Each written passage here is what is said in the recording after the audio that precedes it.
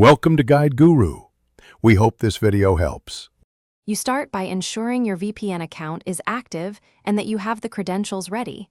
This matters because authentication unlocks server selection.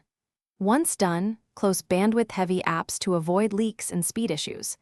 Next, open the VPN app and accept permissions for network access, which lets the VPN route traffic.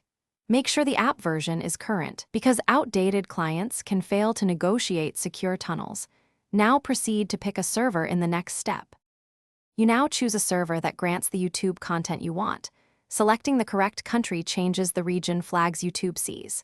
Once you pick a location, favor servers marked for streaming or those with low latency, because buffering and resolution depend on round-trip time.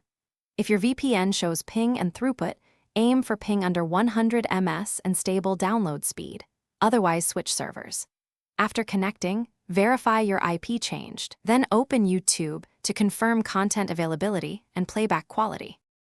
You finish by testing YouTube playback at 1080p to ensure the VPN allows the content and supports needed bandwidth. This proves the tunnel is working for video.